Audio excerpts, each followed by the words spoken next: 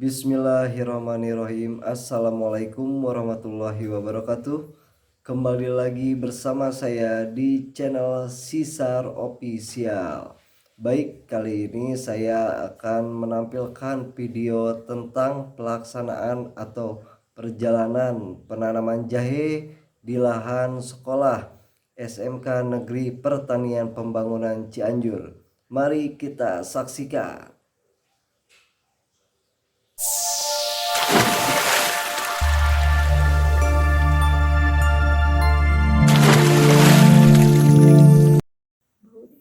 Jadi kami manajemen kompetensi keahlian atau jurusan kehutanan menjalankan program TEPA di sekolah.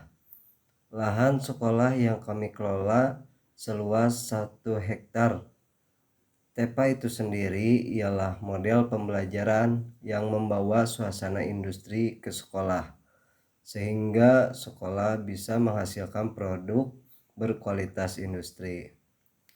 Langkah awal yang kami lakukan yaitu melaksanakan rapat kecil manajemen jurusan kehutanan untuk menentukan produk TEPA, sehingga hasil dari rapat tersebut menghasilkan produk yang akan diambil ialah jahe.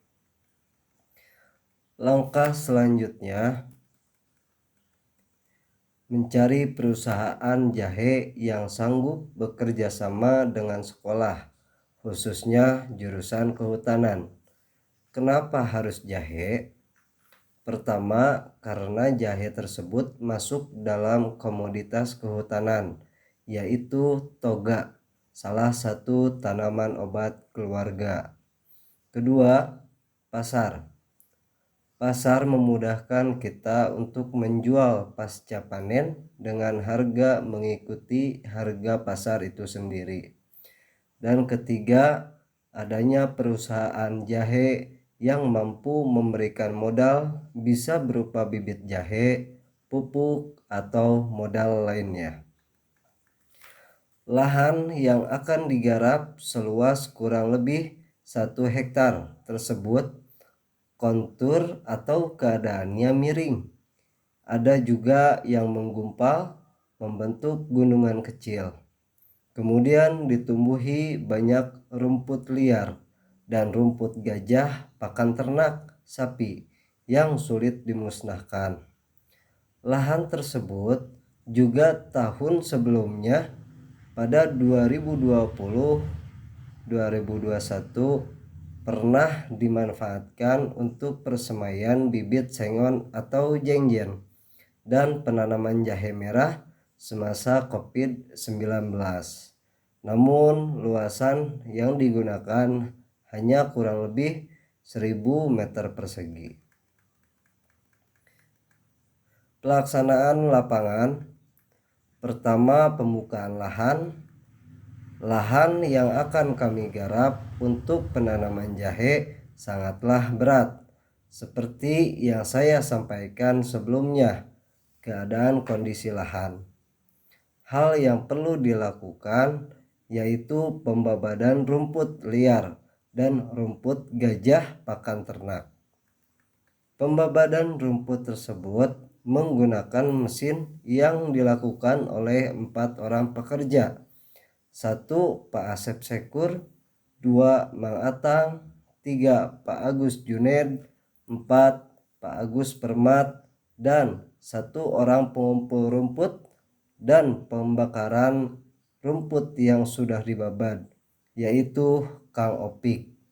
Jadi semua pekerja pembukaan lahan sebanyak 5 orang, ditambah bantuan di lapangan oleh para guru produktif kehutanan dan siswa-siswi kehutanan.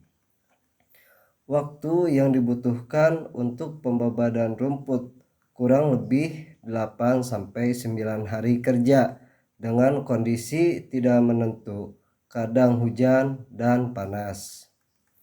Penggemburan tanah menggunakan mesin traktor, sungkal, dan rotari. Traktor itu sendiri berfungsi menggemburkan tanah yaitu alat yang berada di bagian belakangnya, sungkal atau rotari, karena alat tersebut bisa bergantian digunakan. Alat sungkal berfungsi untuk bagian lahan yang menggumpal membentuk gunungan kecil, sehingga ketika sudah disungkal akan merata seperti lahan sekitarnya. Alat rotari berfungsi untuk mengangkat atau membalikan tanah sedalam kurang lebih 30 cm kedalaman. Rotari ini yang nantinya akan sering digunakan di lahan seluas kurang lebih 1 hektar untuk menggemburkan tanah. Operator traktor menggunakan karyawan sekolah, yaitu 1 Pak Asep Sekur dan 2 Pak Prio.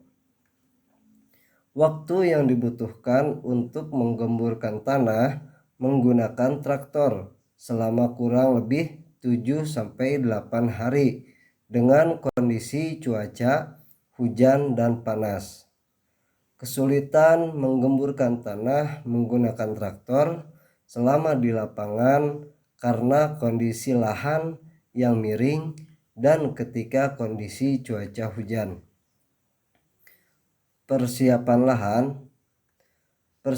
lahan yang kami lakukan masih dengan cara manual, yaitu menggunakan perlengkapan seperti cangkul, garpu, meteran, tali rapia, patok, dan ajir. Pembuatan bedengan dilakukan oleh para siswa mulai dari kelas 10, 11, dan 12 didampingi guru produktif kehutanan. Bedengan tersebut berukuran 1,5 meter dikali 10 meter, namun tidak dibentuk seperti bedengan yang biasa digunakan pada bedeng sayuran, melainkan bedengan yang dibuat hanya dibatasi dengan tali rapia sebagai pembatas antara bedengan, drainase, dan bedeng selanjutnya. Bedengan yang sudah dibuat diberi lubang tanam dengan jarak 25 cm dikali 30 cm, sehingga lubang tanam dalam bedengan dibutuhkan 160 lubang. Kemudian menyiapkan bibit atau rimpang jahe. Bibit atau rimpang jahe dikirim dari perusahaan sebanyak 1,6 ton yang sudah di-packing menggunakan karung. Penyimpanan bibit atau rimpang jahe di dalam ruangan workshop dengan menyiapkan alasnya, yaitu berupa terpal dan baliho yang ada dan tidak terpakai. Lalu bibit atau rimpang jahe tersebut dikeluarkan dari dalam karung, kemudian dihamparkan di atas terpal dan baliho agar bibit atau rimpang jahe tidak membusuk. Kemudian bibit atau rimpang tersebut langkah selanjutnya dipilah dan dipilih oleh para siswi untuk dipisahkan antara bibit yang sudah bertunas dengan yang belum bertunas. Kemudian bibit yang sudah bertunas nantinya akan dipotong menjadi beberapa bagian menggunakan pisau yang sudah disterilkan. Dari bibit atau rimpang jahe yang dipotong terbagi menjadi 3-4 potongan. Sisa potongan lainnya dipisahkan dan dikumpulkan agar bertunas kembali. Kemudian bibit yang siap tanam akan diangkut ke lahan untuk ditanam. Pupuk dasar yang dipakai menggunakan pupuk kandang atau kotoran sapi. Kebutuhan pupuk yang diperlukan sebanyak 300 karung dengan ukuran karung 25 kg. pembuatan lubang tanam, penanaman bibit atau rimpang jahe, dan pemupukan dilakukan secara bergantian oleh siswa-siswi dan guru produktif kehutanan. Pelaksanaan penanaman tersebut berjalan selama kurang lebih 3 minggu atau 21 hari lamanya. Sepanjang perjalanan menjalani metode pembelajaran TEFA produk jahe yang dimulai bulan Agustus sampai Desember 2022. Terjadi kendala-kendala baik yang datang dari manusia itu sendiri dan kendala-kendala yang tidak dapat diprediksi. Banyak hal dan cerita sepanjang perjalanan tersebut. Hingga akhirnya di hari Senin tanggal 21 November 2022 terjadi bencana alam gempa berkekuatan 5,6 magnitudo kedalaman 10 km di darat. Pusat gempa salah satunya di Desa Sarampad, Kecamatan Cugenang, Kabupaten Cianjur. Gempa bumi tersebut mengakibatkan banyak kehilangan nyawa. Bangunan rata mulai dari pasos, pasum, hingga rumah hunian masyarakat. Ada 15 kecamatan yang terdampak dari gempa bumi tersebut. Namun hanya 5 kecamatan yang memang terdampak berat dan menjadi pusat titik gempa. Pada bulan Desember, pemerintah mengumumkan akan ada bantuan berupa hunian rumah tinggal secara gratis kepada masyarakat yang berasal dari 5 kecamatan pusat titik gempa. Rumah-rumah hunian tersebut akan ditempatkan di 3 titik lokasi relokasi yang berbeda, yaitu 1. Kecamatan Cilaku seluas 3 hektar, 2. Kecamatan Mande seluas 5 hektar, dan 3. Kecamatan Pacet seluas 10 hektar. Hal yang sulit kami percaya yaitu rencana pemerintah untuk penempatan rumah-rumah relokasi korban gempa di Kecamatan Cilaku ternyata berlokasi di lahan yang dikelola sekolah SMK NPP Cianjur.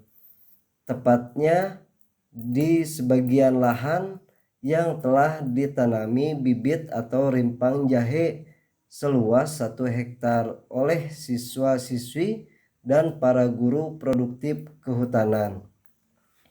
Walaupun area lahan sekolah SMK NPP Cianjur tersebut pemiliknya ialah Pemda Cianjur, namun untuk pengelolaan lahan ini sudah lama, sejak tahun 80-an dimanfaatkan dunia pendidikan oleh SPMA atau SMKN PP Cianjur.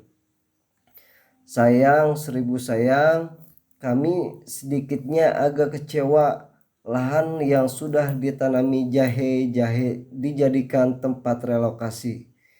Karena di lahan tersebut sudah ditanami jahe sebanyak 1,6 ton dan rencana jahe-jahe tersebut akan dipanen 8 bulan ke depan dengan prediksi panen sebanyak 20-30 ton dengan harga jual paling rendah 3.000 per kilogram. Itu saja yang dapat saya sampaikan, kisah cerita perjalanan penanaman jahe produk TEFA jurusan kehutanan di SMKN PP Cianjur.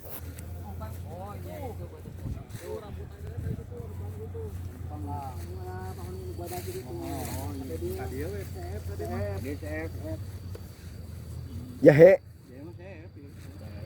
nama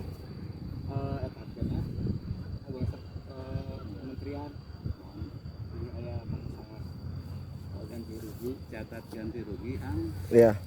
iya dengan kita kan anu panjagong anu Ya. naon Ya. anu rambutan jadi Ya. Sami tatangkalan oge diperhitungkeun. aya berpercontohan gitu kan Mohon praktek. ya ya itu bingung ada kayak jadi sampai itu Iya. ke kementerian kepercayaan kan tapi itu udah istana pemerintah di jangan pemerintah apa anu tapi percontohan itu ya jangan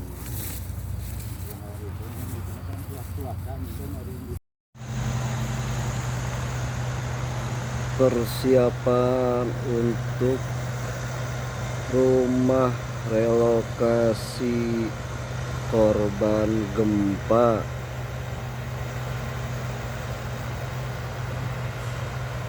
di Desa Sirnagalih. Kemarin ini adalah lahan praktek siswa SMKNPP, sudah ditanami jahe gajah. Namun hari ini semuanya musnah karena akan dibangun rumah relokasi untuk korban gempa.